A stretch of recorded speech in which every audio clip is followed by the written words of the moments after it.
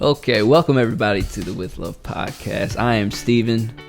Everything's going well today. To my left we have David, and to his left we have Amber, and to her left we have Myron. That's a lot of lefts. That's a lot of lefts. But we still right. Yes. Yeah. And so this is the Do Everything With Love podcast. All right, we are a community learning, growing, and engaging community around relevant discussions sourced from books read for creatives in today's culture. Love God, love people, do everything with love. Let's get this joint started. Alrighty. So, we are on our second book this episode. And before we get started, of course, I want to check in with my fellow colleagues here, bandmates, and president of Let Love Rise Foundation. Why don't we go ahead and start with you, Amber? How have things been with you lately? Good. I've been working through the process of changing my name. It's legally changed, through Social Security Administration. But now it's just the whole process of changing it everywhere else, which is definitely tedious. A job. Yeah. Yes. And for those of you that are just tuning in, she just got married. Hey. So, and when did you get married? December 30th, 2021. Yeah, so you're just before the New Year's. Okay, yes. But other than that, been a little sluggish today. Took some Zyrtec. Side effects are dizziness and drowsiness. Feeling that so drowsiness. If I look drowsy, please bear with me. I don't think I'll ever take Zyrtec again. Yeah, we've learned today Amber doesn't do well with Zyrtec. How many shots of espresso did you have this morning? I had 3 shots of espresso and I'm still tired. You're a tank. And you took 2 naps? 2 naps, yes. As we were preparing for this podcast, I took 2 naps and I still feel drowsy. It's ridiculous. I'll never take Zyrtec again. That's crazy. Anyway, but how you doing? You're here to bounce back. I'm here to bounce back. All right. How you doing, Myron? I'm good. I'm staying away from Zyrtec. Never had a need. I'm not a coffee or any kind of caffeine person, so I don't even understand the need for it. Not really. even tea? Not even tea. Oh, wow. Yeah, if I don't have the energy, I go to sleep. Yeah, I'm not a coffee person either. I like green tea myself. It's subtle. Yeah. It doesn't give me a jolt. I'm not even a tea person. I love the jolt. Yeah, as of recently, I guess within the past year or two, that jolt's been it's like a legal drug. Amazing. It is. Well, yeah, it is.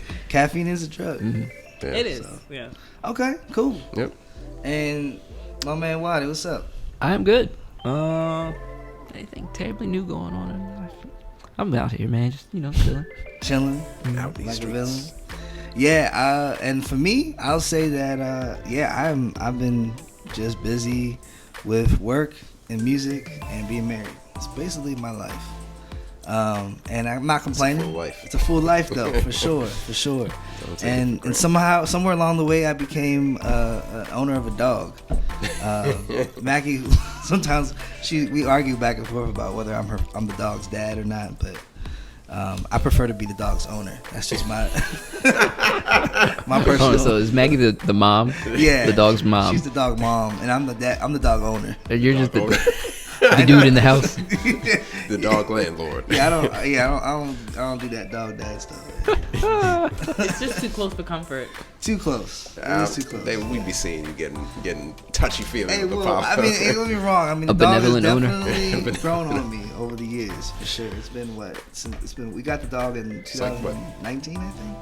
Yeah. So it's 3 years old. Got him as a pup. But anyways, that's my life in a nutshell. But I'm glad to be here with y'all. And so we are about to just kick it off with a new book called Contagious. Yeah. By Jonah Berger, right? Did I say the author's name right? Yep. New York Times bestseller. But Myron, can you tell us more about what Contagious? Yes. Our book, as David said, Contagious, Why Things Catch On, and we got a little brief summary.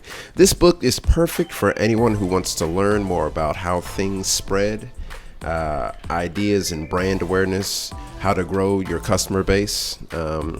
A Wharton marketing professor is our author, Jonah Berger, and he explains what certain ideas and products and stories become popular. And he has 6 principal mechanics that we'll go over as we do the podcast. Today we'll be focusing on 2 of which will be social currency and triggers. But all of them, we have social currency, triggers, emotion,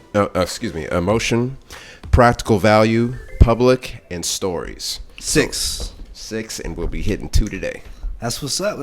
So, I know this was a recommendation actually that Waddy had brought up. Waddy, what made you want to pick this book, Contagious? Yeah. We were meeting one day, and I believe we were talking about Nipsey Hussle and how he came out with $100 album, I believe, and how he got the idea from $100 cheesesteak out in Philly. Somebody did that, and it went viral, and sales, popped off, that sort of deal. And so, looking into that and reading some articles, we're like, oh, he got that idea from a book, and because he's a prolific reader, he was always reading and getting new ideas. And this was the book he got it from. So we were like, hey, we should probably read this and see what else is in here, what other nuggets of wisdom might be in here. And it's, I think, super relevant for these days and times, as everyone is a content creator almost to some degree. So Pretty figuring much. out what goes viral or catches on is probably very important. And so the journey begins. So tribute to the late great Nipsey Hussle. I know that he was an amazing, prolific entrepreneur in his community, for sure. And I know that Jay-Z was very impressed by him and bought how many albums? Like 10, I think, albums or something like that, or 100 albums. Just because he was impressed by just his boldness to say, hey, my album's worth $100 and it ain't worth nothing less. Yeah, that's right. Yeah, Jay-Z did buy a significant batch, I believe. Yeah. And I think that's just, as content creators, I know, especially as musicians, I think our what we create has been devalued, right, to pennies, less than pennies. Yeah. And so I think that's become the norm. But what would it mean to actually think about what you create? What is the actual value of it? And how can you market that? How can you actually benefit from that and turn that into an actual feasible business, right? Profitable business. And Jonah Berger, I think this book here has been brilliant. It's funny, as he talks about how things go viral, I just love how this book is orange. Yeah. Well, that's another very interesting point. There is I think, some sort of connection with the color orange and energy. I forgot what it was, but you see orange a lot, I think, these days. If there's a documentary, I think, on Netflix that talks about the Fire Festival, right? Mm-hmm. And how they talk about how the way they promoted it on Instagram was just a block of orange post, and there was nothing on it, but yet people stopped what they're scrolling to look at that block, and then I guess the stuff was in the caption about the festival. And so I just think that there is, and they spoke to the color, something viral, right, about the color orange and how it pops compared to the rest of everything else. So anyways, I say all that to say Jonah Berger knows what he's talking about here. All right. Yeah. And so we're going to get into this book here about Contagious, why things catch on. All right. So we'll take this. There's only 6 chapters in the book, and we're going to take it 2 chapters at a time in each of our episodes. And so chapter 1, which is what I'm covering, social currency. How do we get people talking and make our products and ideas catch on? And so one of the factors that was really most interesting to me was about remarkability. And it's defined as an unusual, extraordinary, or worthy of notice or attention, right? So as an example, there was the $100 cheesesteak in Philly that Waddy just referenced earlier. And what made it so remarkable was the fact that how can a Philly cheesesteak be ever worth $100, right? Yeah. The fact that people already associate cheesesteaks with Philly, right? And people already know how much a cheesesteak costs. What makes this cheesesteak so special? Well, the fact that it was $100 is what got people talking about it in the first place, right? And so remarkability has a lot. He talks about remarkability as an innate human desire to be relevant, to be liked, right? That to sound interesting to others. So if we're in a conversation, if you want to be that interesting guy in the room, that interesting guy in the room has something cool to say. So with this Philly cheesesteak as an example, you know, the fact that it was $100, what made it $100? Well, apparently, I mean, the guy he used all the premium ingredients, you know, from the cheese to the meats to the bread. Wasn't no canned cheese whiz. Nah, it was no canned cheese. I do like canned cheese whiz, but either way, I know that's a debate in Philly, but it's got a flavor. And I believe it was bison. Yeah, something like that. But here's the thing, though. People talked about it, and because it was being talked about so much, people were actually buying $100 cheesesteak because they were just out of plain curiosity about how much does a $100 cheesesteak cost? I mean, taste like. What does it taste like? So there's been other examples like black toilet paper, right? Where it's like, who uses black toilet paper? But the fact that you're talking about it, right? The whole point of this is to get people talking about it because it sounds interesting, because it sounds not normal, right? If I was to talk to you about regular toilet paper, I mean, there's a million brands out there that represents, you know, a piece of toilet paper. But if I'm talking about a black toilet paper, we already know you're gonna Google black toilet paper and figure out exactly who's been doing that, right? And does it even work? You know, that's interesting. I mean, that's the practicality, but it is novel.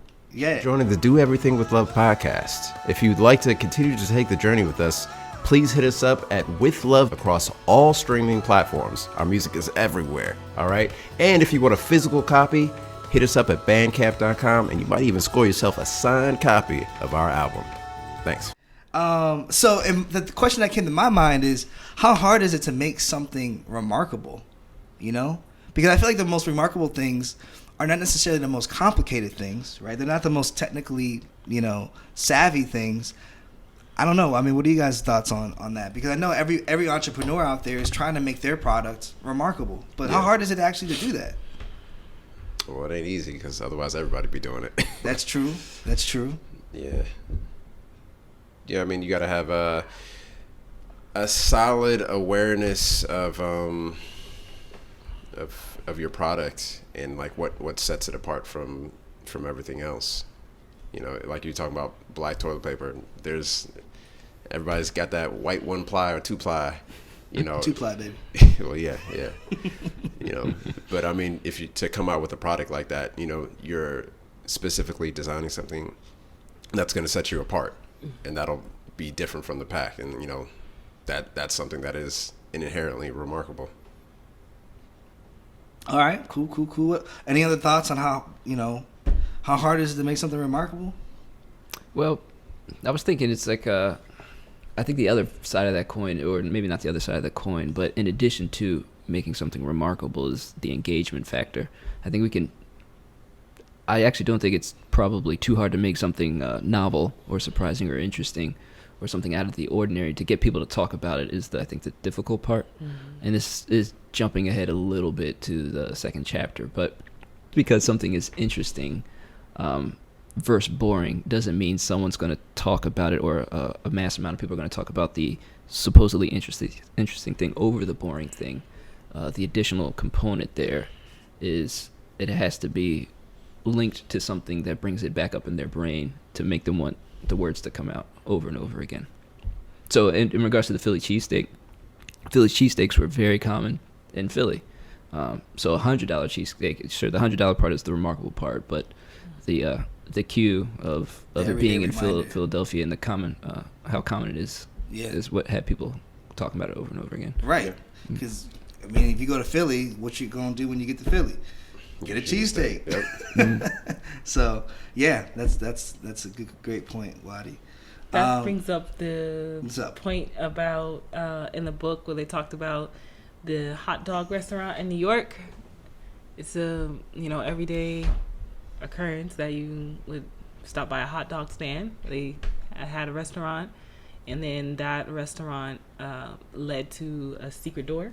It's a telephone booth that led to a secret door, and it was an actual underground bar.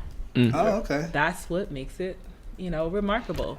The ordinary, like to your point about the cheesesteak, $100 cheesesteak is regular. $100 cheesesteak, remarkable. Mm-hmm. Hot dog restaurant, not remarkable, but a secret door that leads to a bar, remarkable. Yeah. Taking the ordinary and making it remarkable, I guess it's one way to, to answer the question of how do you make something remarkable, or how difficult is it to make something remarkable? Just think about something ordinary and put a spin on it. Mm-hmm. And then, this is all great discussion because it just speaks to so much more than a Facebook ad or a Google ad. You know what I mean? Yeah. It's like these things are actual natural kind of word of mouth, how things actually go viral without having to figuring out, what the algorithm is on Instagram or Facebook. Yeah, well, it's kind of like figuring out the human algorithm. Yeah. Like how humans naturally work. Yeah. Which is, I find interesting. And probably a lot of other people, clearly, since it was a bestseller. Yeah. I actually want to go to the $100 cheesesteak restaurant in Philly, and I want to go to that hot dog restaurant in New York. Sounds like good trips to go on. Sounds like field trips. If they're still doing it. Sounds like a research trip. Yeah. Shoot, with inflation, that $100 might have gone up. Yeah. Right? It is now. It's 100, yeah. Shoot.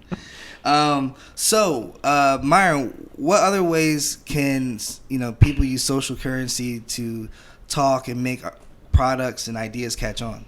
Okay, yeah. So one of the key points that they were talking about under social currency was scarcity and exclusivity. And those are very general words that we've heard 1,000 times, but that comes to mind FOMO, the fear of missing out, things that we're very familiar with in this day and age. One example they brought up in the book that I like, and that numerous people, and especially my age group, are very familiar with: McDonald's and the McRib. Yes, the infamous McRib. Mystery meat. Yes. We don't know what it is, but it's so good. I don't know why it's so good. Yeah, they came up with a sandwich that was for a limited time, and it came out. You could only get it through this time, and people were just like pouring, like, I gotta get me a McRib before it's gone. You lined up and you come for it, and you gotta get it before it's gone. And then once it's gone, you don't have access to it. You don't know when it's coming back, and you don't want to be one of those people that's like, dang, I missed it. Oh man. Right. It's that FOMO. It builds that fear in you, and you feel and that's a topic you can talk about in any conversation. Have you had the McRib before? Yeah. It's like, oh shoot, yeah, I had never tasted it, but remember how good, you know what I mean? Like it's almost brings it to a place of nostalgia. Yeah, it's almost like the old school kind of water cooler talk. It's like, I saw this, and then you don't want to be that person who you didn't experience what everyone else is talking about. Right. You feel like you left out. So yeah. Shout out to McRibs. Shout out. That's reminding me. I'm laughing because what does that sound like?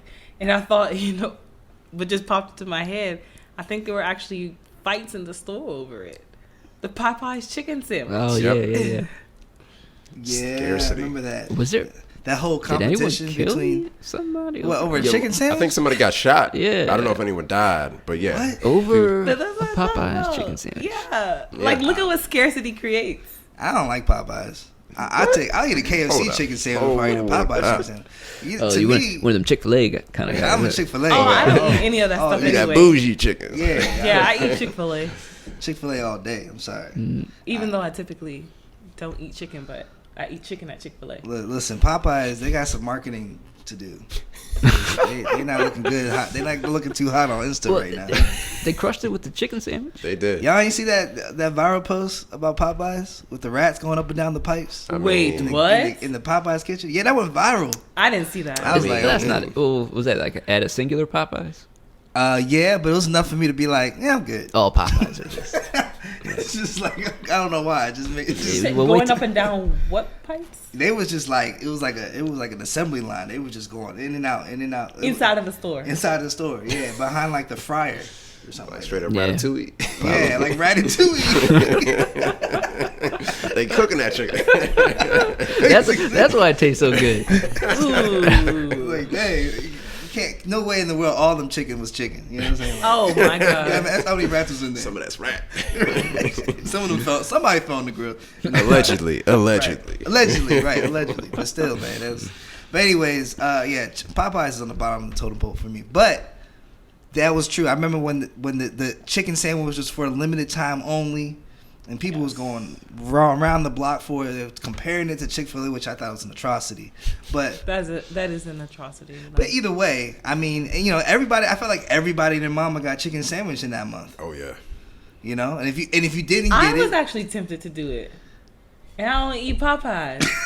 But I was tempted. Like, honestly, I'm like, okay, let me just see if it actually tastes good. And I don't even know how that even got me, because usually I'm like, whatever. You know, when I read this part of the chapter, it makes a lot of sense why a lot of businesses do the for a limited time only, right? Clearance sales and things of that nature. You know, because if something was forever, I mean, then that means you could just go whenever you want. Yeah. But if you're trying to make money and you're actually trying to generate sales, you want to put a timeline on that, right? Where it's like, listen, I'm only going to be here for this week, so it's hot right now. Come get it while it's hot.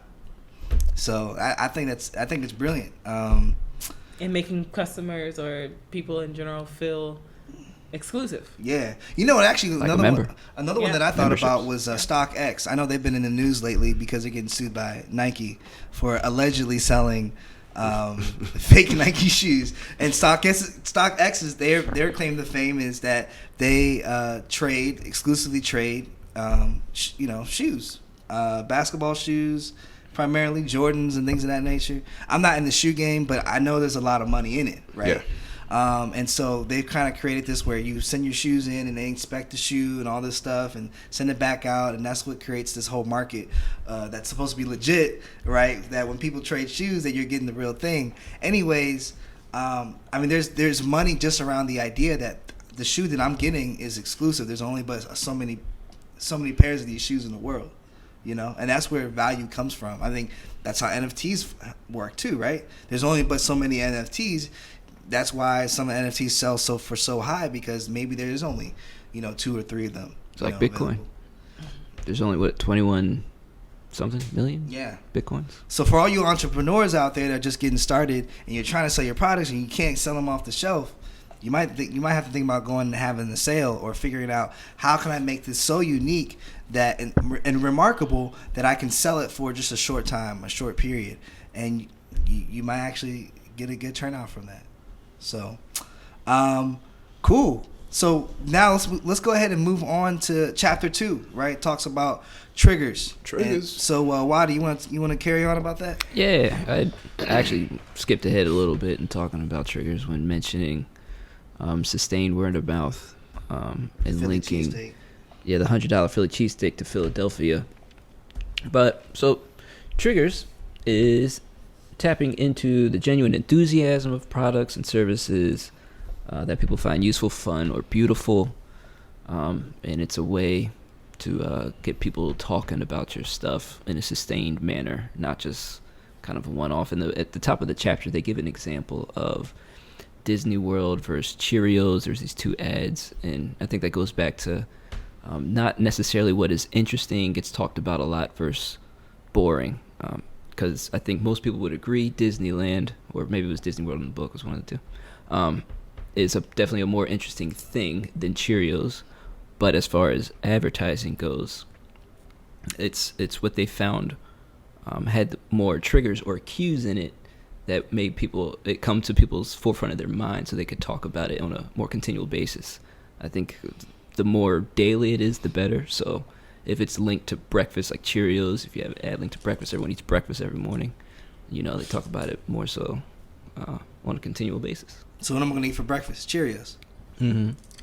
You did it every day. But not every day people go to Disney World or Disneyland. Yeah. That's true. Unless, so I guess possibly a way, if Disneyland or Disney World were to correct whatever ad they have, if they're like competing with something that has an everyday utility, is linking it towards something that has everyday utility. I don't know.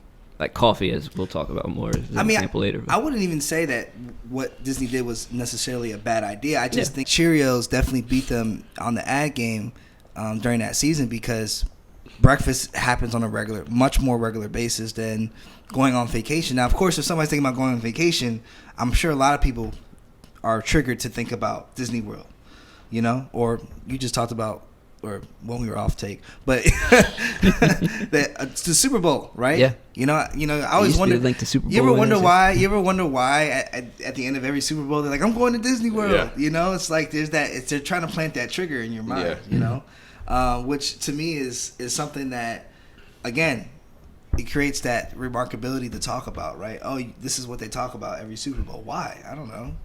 But we know that the MVP is going to the Super Bowl. I mean, going to the Disney World. Yeah. So, yeah. I guess you had a question about. Well, there's also another, I think, a huge component of this chapter: buzz agents, that aids in triggers and cues and things of that nature. So essentially, a buzz agent is pretty much a product or service tester, and it's kind of like market research. It's a cross section of your market, or just a cross section of the American market or whatever market you're in, and they test out your products and then they talk about it. And I think the prevailing question before this became a usable strategy for a lot of companies was, would that even work? If someone tests out your product, would they just naturally want to talk about it? And the results are in, and it's yes. So earlier in the book, it does make this quote is actually a very interesting statistic. More than 40% of what people talk about is their personal experiences or personal relationships. Half of tweets are me-focused about their own attitudes and experiences. So that's, I think, speaks to the algorithm of being human beings. And being human is, yeah, we do tend to talk about our experiences and things we talk about. The things our attitudes about different topics and things of that nature. So yeah, a completely viable way to generate buzz, and also, to catch on, go contagious, go viral. Yeah. Cool. Mm-hmm. How can entrepreneurs employ the same concept?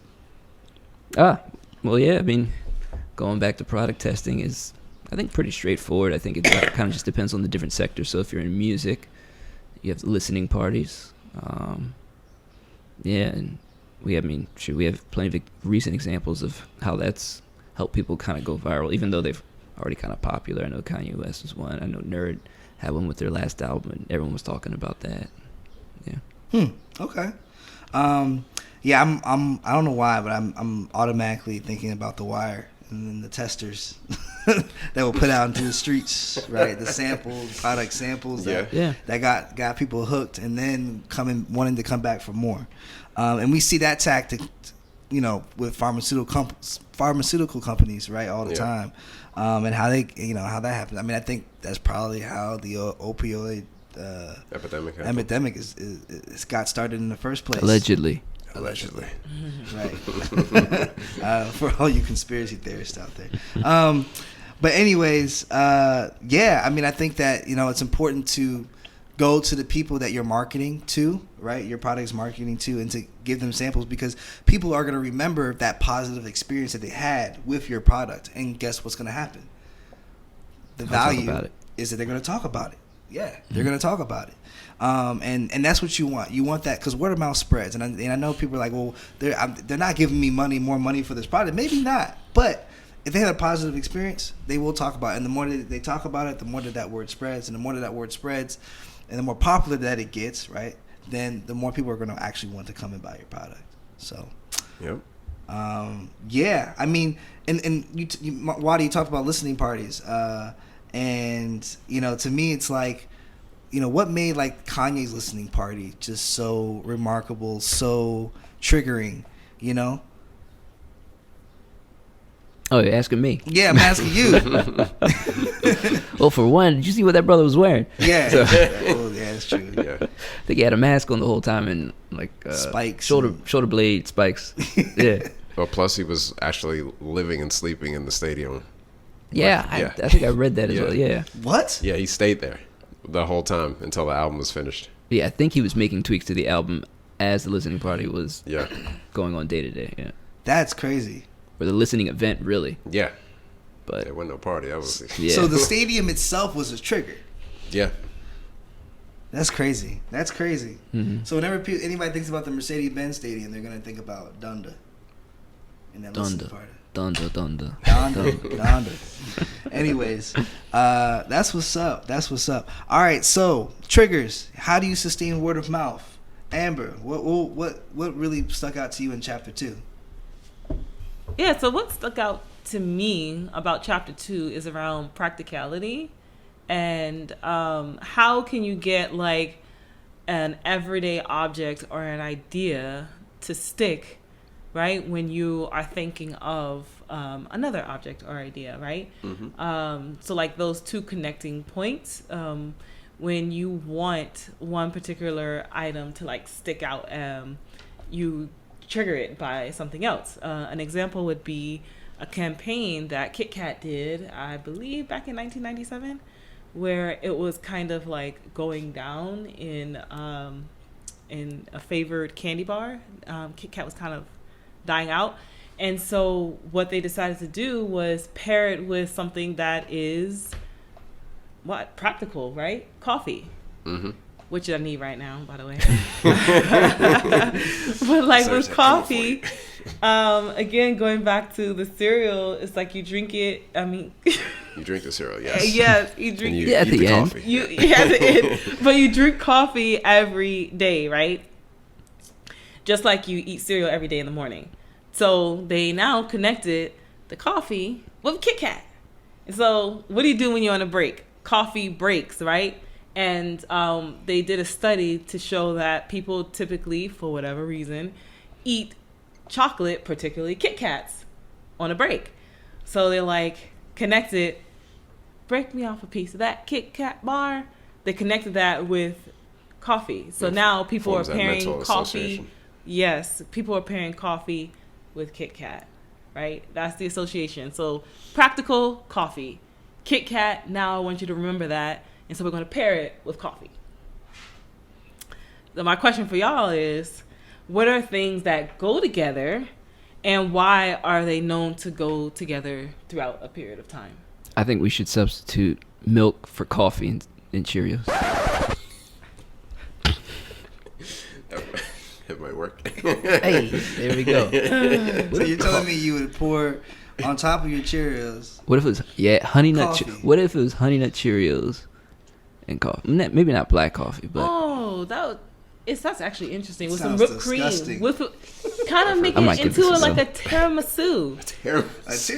Tiramisu kind of like cereal concoction. I don't know where this conversation. Does that make sense? we're making new pairings right now. Yeah, we're trying to. I'll try it. I'm sorry, David. But You asked a real question, and I gave a fake answer that I'm really gonna try. But seriously, what are the pairings? Like, what are the two things that go together that kind of now like go to, and then Dunkin' Donuts, donuts and coffee. Yep. But now, how has that been triggered over time? Like, I mean, how did that become a when thing? you think of Dunkin' Donuts, you think about America runs on Dunkin'. You think about they sell donuts. You go to Dunkin' Donuts to get donuts and to get some coffee. Now I know there's a whole debate right now of what's better, Dunkin' Donuts coffee versus Starbucks coffee. I don't think that's a know. debate. I actually know people that enjoy Dunkin' Donuts coffee. Over people that Starbucks enjoy coffee. it? Yes. They prefer Dunkin' Donuts coffee. So maybe I should have gotten Dunkin' Donuts today instead of Starbucks It's coffee. weaker, so probably not. Oh. Not today. But a Starbucks coffee still didn't do anything. Yeah, so not today. Not today. Maybe next time. Yeah. Well, anyways, but to answer your question though, donuts and coffee, and that's what sells, and people go there every day. Yeah. So Yeah. that's my example. Myron? Yeah, I thought of one, and it's actually more of an unintentional one because it wasn't like a marketing campaign or anything like that. I mean, if you think back to, what was that, 2019 or 2018 when that Rebecca Black song came out, Friday. It's Friday. Yeah. Friday. Yeah, that was no one planned for that to go as viral as it did, but now like I remember so long. Anytime Friday came up, you just hear people singing that, and people don't even like the song, but you just can't help but sing it because Friday's in your mind, and then that song just like I wonder if that it's so song ruined her repetitive. career. Well, I mean, she wasn't like a professional singer. That's the thing. Yeah. Was there a career to ruin? That's I mean, if anything, it probably helped more than it hurt. Well, yeah. I think the point of that was that the amount of social engagement that song received for the perceived musical quality of it was pretty astounding. Yeah. Friday happens once a week. And every time it rolled around, people were like, yo, have you heard the people always song? talk about Or you Friday. cranked the song laughingly enjoying the end of your week or whatever. Yeah. So it sounds like for all those entrepreneurs and those creatives out there who are trying to market their product, it's best to associate it with something that happens regularly, either every day or every week, something that happens on a regular basis, right? Yes.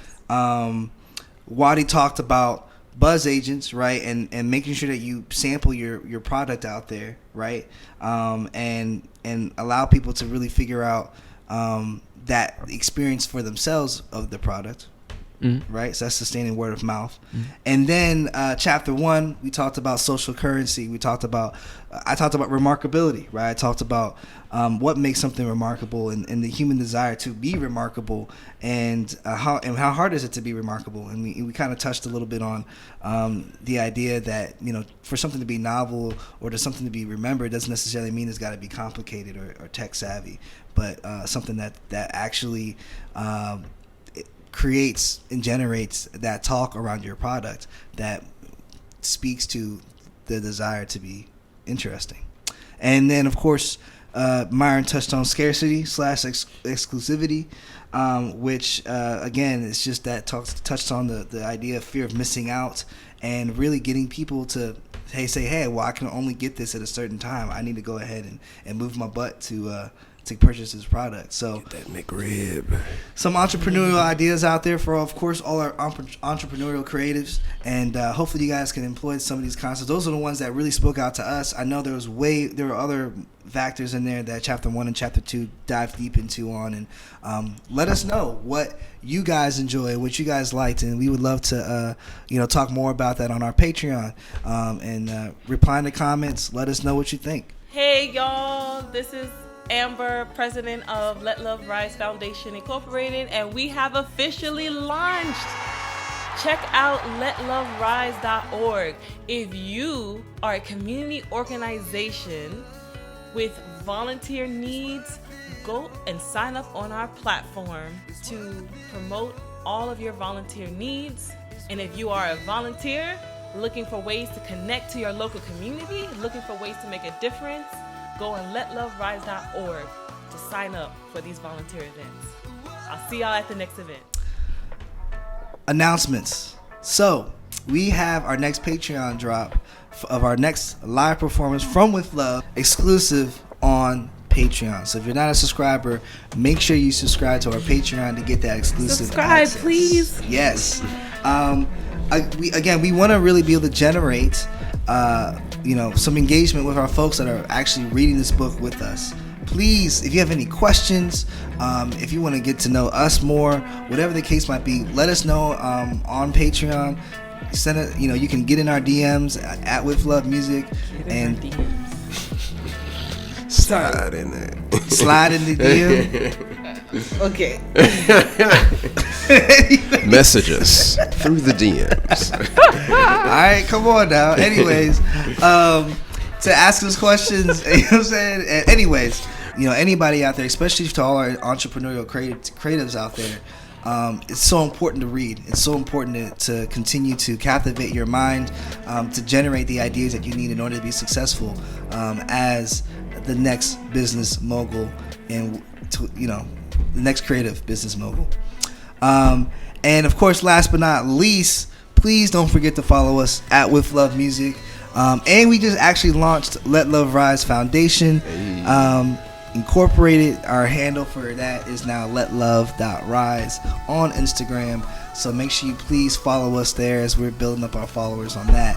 But I'm really excited about all that's happening. But until next time, remember to love God, to love people, and to do everything with love.